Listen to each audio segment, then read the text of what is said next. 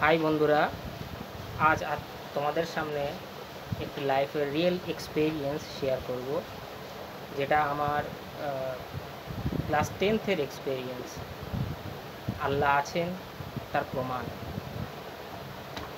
আমি যখন class 10th পড়াশোনা করি, সেই সময় আমি নামাজ ছাড়া, পড়াশোনা ছাড়া অন্য কিছু করতাম না। এই সময়ে আমি যখন স্কুলে যাই, তো সেই সময় যে স্টাডি করতাম, সেই স্টাডি করার সময় আমার কোনো প্রাইভেট টিউটার ছিল না বা গাইডেন্স ছিল না। আমি একাই পড়তাম এবং আমার ফ্যামিলির মধ্যে হাইলি কোয়ালিফাইড বলতে শুধু ক্লাস 7 পর্যন্ত আমার দাদা পড়েছিল। তো সেখানে এডুকেশন বলতে ফ্যামিলিতে কিছুই ছিল না, কিন্তু আমি একটা আশা রাখতাম,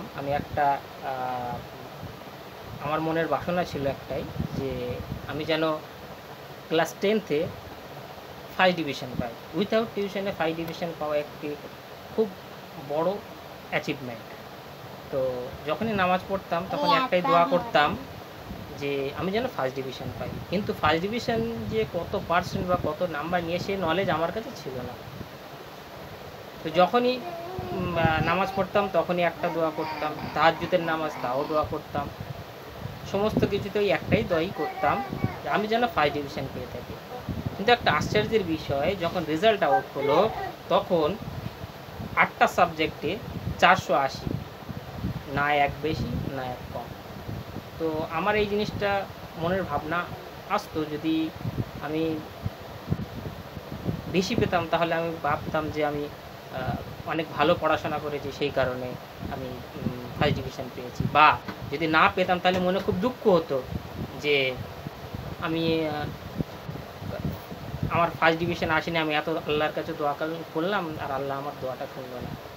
তো সেই সময়ে আমার কাছে যখন রেজাল্ট এসছে, রেজাল্টটা আমার কাছে সব সময়ের জন্য প্রুফ হয়ে গিয়েছে যে আমি আল্লাহর কাছে যেটা চেয়েছি আল্লাহ সেটাই দিয়েছি। অতএব আল্লাহ যে আছেন তার প্রুফ আমার কাছে ওই 16 বছর বয়সেই চলে এসেছিল। আর আমি সমস্ত পৃথিবীর কাছে এই জিনিসটা শেয়ার করতে চাই, সেই কারণে আমি এই ভিডিওটা তৈরি করে ইউটিউবে দিয়েছি। আল্লাহ আছেন তার প্রমাণ। কেউ যদি যুক্তি সহকারে জানতে চায়, তাহলে আমি আমার লাইফের এক্সপিরিয়েন্সটা পুরোপুরি তাদের বুঝিয়ে দিয়ে বলতে চাই যে আল্লাহ কীভাবে প্রকাশ পেয়েছে বা আল্লাহ কীভাবে ধরা দিয়েছে। জাযাকাল্লাহ খায়ের। আজকে এই পর্যন্ত। আল্লাহ হাফিজ।